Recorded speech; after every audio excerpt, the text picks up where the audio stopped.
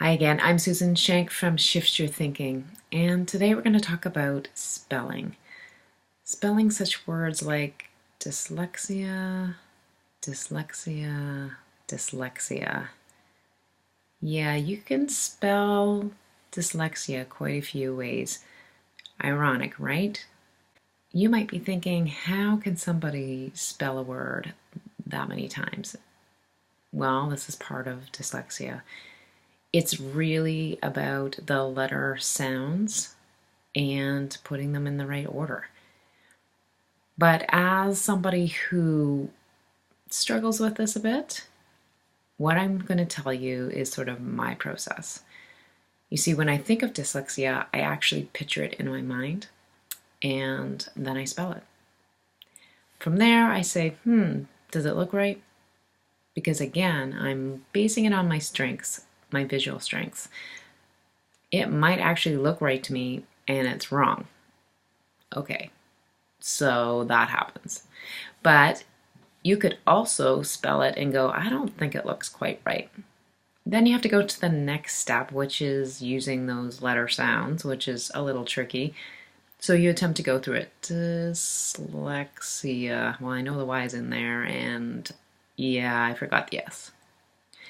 You can see how this is really tedious and slow. And really, I just want to get my ideas down. I mean, I have a lot of ideas. I just want to get them down. So you can see how this is just going to be not a priority when you're writing. Might be why your child also doesn't want to back up and consider how to spell that word because they have a really exciting story to tell you. So I'm just giving you the inside scoop on what it's like to try to go through this process when you have so many ideas that you want to put down there. Now, lovely and wonderful technology is available. I know a lot of people would say, oh, well, that's cheating, but it's not. Technology allows you to listen to those sounds that you aren't making connections with. It's allowing you or your child to get those ideas down quickly and express yourself at a whole other level. I mean, what would we do without voice to text or be able to use that spell check? These things are saving us and allowing us to jump over some of the weaknesses that we have. And it allows us to jump into our strengths, which is our ideas and our ability to create. And ideas are more important, by the way, than spelling. What I want us to take away from today is the fact that we have the tools in front of us today. We have the ability to say, I need the support of technology to help me get my ideas out. We can voice the fact that spelling is even tricky for us. Let's say we don't have the technology in front of us. Well, I'm not a very good speller. And just own it. And who cares if somebody can spell something better than you? It is no longer school. And if you are in school, still own it. Because there's so many gifts that you have. The fact is that we have other methods that we can use to communicate, like video. Wonderful video to be able to communicate our ideas. We don't have to resort to just one way of communicating anymore. Before I go, you might be saying, well, I need a bit more insight in what dyslexia is.